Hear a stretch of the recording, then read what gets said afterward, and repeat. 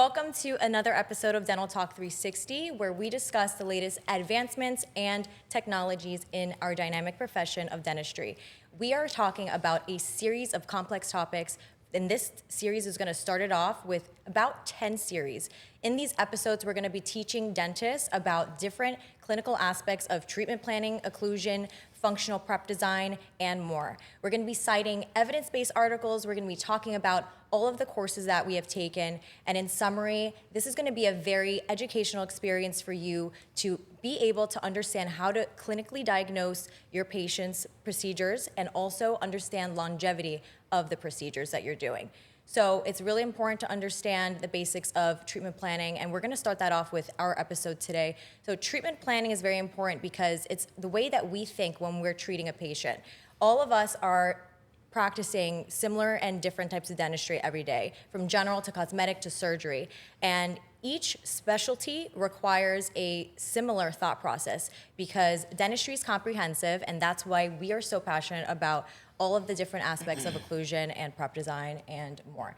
So I want to get started about how we clinically present treatment to patients and also what is going through our minds when we're seeing an easy case and also a complex case. What are the differences in the way that we are treating these patients, and what are we citing when we're thinking about these cases? All right, Freddie. Multiple factors. You got to listen to the patient, one, right? So when the patient comes in, the first thing that you need to do as a clinician is have a thorough background of their medical history, past dental experiences to understand how are you going to approach this person psychologically as well as clinically. And then looking at your radiographs and making sure that you have all the diagnostics. So right off the bat, most important part about this whole thing is making sure that you have all the proper diagnostics in hand, right? So FMX, perio evaluation, making sure that you have your panoraxes, making sure there's nothing, taking extraoral photos, as well as iTero scanning if you have it. So you have an idea of what their smile looks like in a 3D form. Second is studying all of the diagnostics, and if you're doing implants, of course, doing a CBCT to check for your bone levels. For example, in my patients, all my new patients, I do all of the above. Doesn't matter what. I'll do the CT, I'll do an FMX, I do a perio eval, intraoral photos, and the iTero scan. And from there, with the conversation that I had with the patient to see what they're looking to have done, and me looking at them clinically, I give them options, correct? And from those options, we could start gathering information and doing it for the patient. So everyone is gonna be tackled very differently. This is a bespoke thing, it's not a cookie cutter. And sometimes you have to take a step back when you're treatment planning patients, and if they're in pain, if you have a really big case, making sure that you're getting the patient out of pain. I see a lot of docs that just put that to the foresight, or if they see that they have periodontal problems, not addressing those concerns and putting full mouth veneers and the person's gums and bone are not in a place where they should be.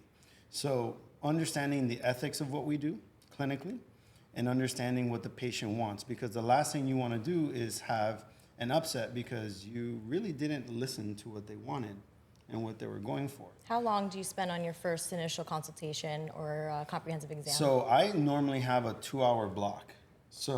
And the key is to have, I have a 2-hour block. Yeah. And in that 2-hour block, our patients are getting all those diagnostics done, right? And sometimes you have to read the room. So read your patient, talk to them.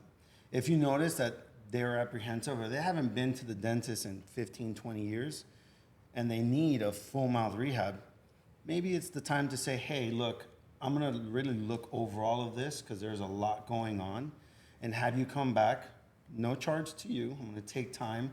We'll go over this for about 30 minutes to an hour and discuss all your options. And it really gives them a little bit of comfort, because if you go and you slam them with a 2-page treatment plan, you'll never see that person again. Or you'll scare them off, or they'll feel like you're doing something. They're gonna go get a second opinion. It really shows that you care about planning things properly if you do take a step back. However, if you see that they're missing a filling, or if they have an endodontic issue, or they're in pain, address that part, treatment plan for that, and then say, look, you also have a lot going on that I see. So after we address this initial problem, which is why you're here, let's come back so that I could give you a full plan. And let's say you did an endo. Don't crown the tooth if they have wear. Just put them in a buildup and say, hey, I'm gonna have you come back before I do a final restoration here, because it could fail if you don't address some other issues that we need to discuss. I think something that's commonly overlooked by dentists during this phase is really not taking the time to think about who is in front of you, because every patient is different, and every patient is coming to you with a chief concern that came from a story. And understanding their personality, their history as a person is the most important part of it all. And that will also help gear the way that we are presenting our treatments and the way we're explaining things. I know that dentistry it's a very difficult profession clinically. So when we're explaining these things in plain terms to patients, it can be a little bit difficult to understand, especially if a patient is undergoing advanced treatment that will require a lot of money, a lot of time, and dedication. So how do you guys tackle that emotional component and really understanding the person, the story, and how severe their problem is? I think that we overcomplicate things. I think that we should, for the purpose of this, we're obviously teaching about cosmetic dentistry, full mouth rehabilitation, so that's kind of what we do. I think that we have, as practitioners, you have to decide when to take a case and when not to take a case. So we are more comprehensive dentists. So when I tackle a case, I'm gonna tackle the big picture of what I think should happen to fix the patient's issues. Where most dentists run into problems is when they are letting the patient dictate what they want. So like Freddie was saying, you gotta listen to what the patient wants. No, I'm sorry, but if you come to me and one tooth is, your whole bite is fucked up, and then one tooth is completely destroyed, and all you wanna tackle is that front tooth, like I am not gonna take on the case. Like, I'm sorry. But that's not what I was saying, though. I think you misunderstood. I think part of it goes No, back what I to said what was, Fetty what I said. said was that you have to listen to their chief concerns. Oh, yeah, and tackle then that you first. address things the way Yeah. they should be. So no, that's not what I said Fetty, at all. I What I think- said was that you need to address their chief concern and then the comprehensive thing as a whole. Correct. What And you yeah, and what said- Oscar's said saying is about like, if they have the- a occlusion that's compromised, you're not going to do a single implant, basically. So for That's example, not- like you But- got to take your records. The first thing is you take Yeah. your full mouth series of X-rays, so you can see if the patient has decay, how the teeth look. Then the second thing you do, you take your photos so that you can plan the case.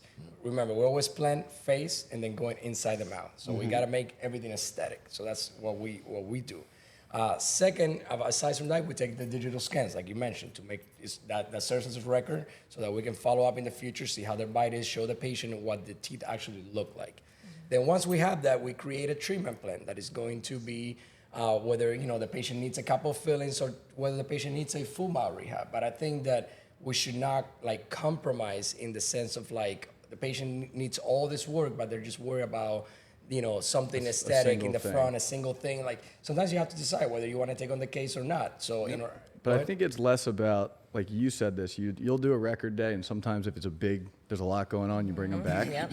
So we'll usually do that conversation same day. That's whatever your preference is. But the way that you have that conversation, the records, you're going to get your records, you're going to get your pictures, scan, whatever you want to take. But that's the conversation where you kind of just have a conversation with photos on a 50-inch TV screen and just say, like, what do you see to the patient? They can see what's wrong. Right. It doesn't take us to be like, that tooth is this way and it should be that way. You know what I mean? Yeah. So that conversation, the way you're able to connect with them and explain to them in simple terms what the dentistry is, that thought process is what's going to connect them to the procedure also. It's not hard to say, you need 12 teeth because when you smile, you can see your back tooth. But if, like you said, you come in with 2 pages and say, you need 12 on top, 14 on the bottom, that's the treatment plan, they're going to be like, okay, I don't even know who this person is. They're not touching me and doing Yeah, you have to $100,000 you have to become their dentist. Correct. So Correct. in all my FMR cases, let's say they need to have, they're in pain or they're sensitive in a tooth. You do the filling, you do the endo, you're now their dentist. And now they have full trust. If you got them out of pain, Yeah. they're going to follow you forever, right? Correct. Sure. And Correct. many of my FMR cases that have been referred to me by doctors in our practice that Bart and I work at, there were a lot of them, I would say not the majority, but a good amount, were patients that were patients of the practice for years. And they've been listening to the repetition of the hygienist, the dentist saying, hey, you need this done. Yeah. And then one day they break 24, 25, 4 times. And they learned, you know what, they were right. That's And then and it's a the straw that moment, breaks the camel's back, but it takes consistent effort on our part as doctors to do the right thing. Like Oscar was mentioning, and this is where I'll give his credit where credit's due, don't do the anterior crown, Correct. right? Let that be known, because if you do it, then you're not serving them. Then what happens is then the tooth breaks at the gum line, now you got a bigger problem. And that's part of that second conversation that Yeah. that you bring them back Right. for is you explain to them, dentally what is the right way, and then if they're like, you're going to get pushed back on a full mouth case almost always. Yep. Yeah. But it's being able to explain why the other way is going to fail, Exactly. and how it's And- going to end up being worse in 6 months, a year. And Whenever that's a it great does fail, segue it's Yep. worse. to It's a segue, it what has to this be. conversation's about, Yeah. right? What are things that we're looking for when someone has a collapsed vertical, right? When their canine cuspids are flat and now they have no bilateral canine guidance, and now they're in what's called group function, meaning that all the molars are touching when they go on side to side. When that happens, that means all their anterior teeth are going to start contact. Correct. If not already. So those conversations need to be had with the patient, and sometimes it takes a moment for you to be able to teach them in layman's terms Yeah. of, hey, if your back teeth are worn flat, your front teeth, you see those chips? That's why that's happening. And it's not a matter of if it's when, that the front one's going to crack completely or chip Correct. off. And it's normally going to be eating a piece of white bread, because that's how everybody breaks their teeth in our profession, that or Yeah. soup. Or soup, yes. And it was because over time, teeth changed. And I had a patient that came in the other day and she's like, my teeth were never like this before. I know. That's fair. Because They things move. change. We change. I age. I have gray hair in my beard. I never had this before. Right? So your body is going to change, and through mechanics and trauma over time. And I always use this analogy. Get 2 rocks on the beach. If they're getting eroded over and over and over, those rocks are going to wear down.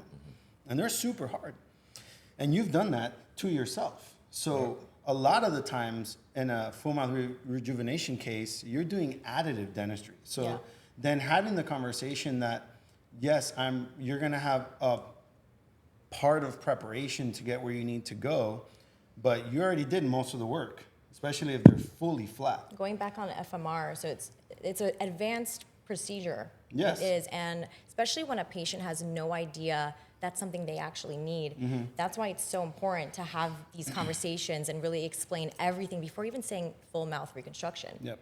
You're just explaining everything involved within the process. Yep. Because when you say the word FMR, full mouth, I mean, the patient can get a little afraid, or especially if this is a new concept to them. Yep. So I think with treatment planning, it's really important to start just with this conversation over and over, this diagnostic conversation. And once you explain it very well, you're going to build the trust with the patient. But as a clinician, you need to be able to see what's been happening. You need, Exactly. you need to be able Yeah. to To see tell the the where- patient what's going to happen if they don't do it. Exactly. And Correct. usually, once Yes. that happens, which it will, the patient comes back and you under trust. But that's what I've had- most dentists miss is Right. seeing that the Yes. small changes, because and then something they're being breaks. taught to just fixing Just the fix issue. They that. just see Yeah. a tooth broken, they fix the tooth. Yep. But if you tell the patient, look, this is gonna happen if you don't do this, this, and that, here's your treatment plan, blah, blah, blah, then the patient comes back, oh yeah, this happened. Then now you look like the guy, you look like you know your stuff. So that's why you need to understand what's gonna happen if you do X, Y, or Z, and then you need to practice in a way that you don't have to deal with those issues. So that's why when we do, That's true, but for us especially, I mean, we're in a pretty different situation in terms of a lot of times people are coming to us ready to do that sort of treatment, Right. which I mean, I forget that all the time, Yeah. that it's, 2 years ago that was not the case, Right. but the patient education that you were touching on, that's where it's, you can phase things and get them out of pain, get everything stable. then you can really have that So conversation. let's talk connect about with those them. phases, You for know what I example. mean? Right. There might be a person that has a class 3 bite full of decay. They're in pain. You know that you need to give them the option of either restorative, orthodontic surgery, ortho, all of the above. Sometimes they just want to do restoratively. So what if they can't afford their situation, right? What do? Are you going to leave them the way they are until they do the crowns? No, you do build-ups. Exactly. And you tell them, hey, I'm going to restore all these teeth. And then it makes it easier when you go to do the restorative later. Yeah. And then you could phase them out. How do you phase them out? You could do long-term PMMAs. You could do snow caps if you're going to do the uppers, and then you're going to raise the bite to put them on there with composite snow caps, break the contacts. Now they have an additive situation on the bottom where, is it ideal? No, but it'll get them through if they're waiting 6 months to a year to be Yeah. able to do the And rest that's of what the I want dentistry. you to touch on. The thing is, and I'm gonna let you continue. Sorry, it's just you need to plan the case how it should be. Yes. So the Yeah. case should be, let's say the patient needs, full mouth rehabilitation, veneers and crowns to build up the bite and do everything. Now the patient cannot afford it. What's your next step? Your next step shouldn't be, let me just put this little tiny crown here. No, like there's other options that are cheaper, Yeah. like you were mentioning. So you can have the composite and injection composite molding, where you build up the tooth in composite. You have the Correct. lab fabricate the end product, so the lab waxes up your case where it's supposed to be. Then you place this matrix that is transparent that you can cure through it. It has little holes on top of it over each tooth, so you can put injection composite in there. Build it up. You do one tooth, you put Teflon on the adjacent teeth, and you skip one, and then you build this one, and then you switch and you build the whole mouth like that. But you got to take the patient to where they're at, and then you slowly convert them, because not everybody has the money, cannot afford, but there's cheaper ways to do it, because at the end of the day, these patients, what we're seeing is over and over this patch-up dentistry where the patient ends up paying for everything over the next 2 years. In 2 years, they end up paying what it should have been done in 1 week all at once, but they spread it out, but they end up in a worse position, because now every time they're adjusting the bite, what do? They get a new crown that is smaller, the crown hits, you take off the blue line, so you just made that tooth shorter. And then the next one goes, and then the occlusion gets, the vertical you have gets a loosened. roller And then you have a coaster of roller everything. coaster of emotions all over the teeth. So it's kind of like take the patient to the final product using different materials, like Fetty mentioned, PMMA, injection molding. There's cheaper options, and it doesn't cost the dentist that much. So as a dentist, you should be like, you know what, for me, it's better to do it maybe this way. You're doing more teeth, you're gonna charge more essentially, but you're doing it in a way that is affordable to the patients.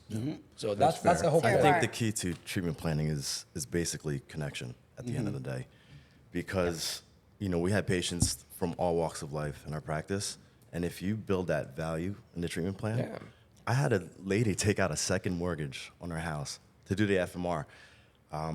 The key that I found out for treatment plan is I get the diagnostic, same thing, Fetty, 1 hour, and then I tell the patient, bring someone you love, who you trust to this treatment plan, because that's positive reinforcement. So when they come, it's like husband, wife, significant other, and they're like, wow, I didn't even see this. I didn't know. Babe, you got to take care of this. And also important for financial terms, right? Yeah. So it's good to always ask, hey, are you married? Do you want your husband here or your wife here or your partner or anyone that you trust to be here, so that you can have this conversation and make a decision for yourself? Yeah. And you know what? Sometimes guys, if they say, hey, I want to go home and think about it, it's okay. Yeah. Give them that moment. Yeah. You're going to lose if you do either a bait and switch or if you do two salesies of a tactic. Well, you should. That's something I think is almost. You never want to be the car salesman, dentist. No. Yeah, It should be you're not trying to sell them treatment. Sure. If you're having that conversation with the pictures and the scans, x-rays, you can explain to them, hey, this is a fact that this is going on in your mouth. We can fix it if you want to, And the other but thing you that we shouldn't should sell add, them. the other thing that we should add to the treatment, and it's something that we do in our office, is very important. Get a budget on this patient. Get a budget. Like, ask them what the budget should be, because based on that number, we have many options, but I'm not going to give you 50 options. But if you tell me, hey, my budget is $5,000, my budget is 10, 50, no budget, then I can plan around Correct. that. So I think the main thing. And you for- could sequence yeah. it properly then. Exactly. Yeah, so I think the main thing for treatment planning, just to kind of summarize everything, I think we should look at the big picture. as dentists, we should be able to treatment plan correctly how the mouth should be in the perfect scenario. And then we as practitioners, we need to know that there's different types of materials, different types of techniques to achieve the same thing. And I think that we just have to get that patient into where they're at in that stage. Are they completely convinced they want to do this? Are they thinking about it? But you should not leave them hanging.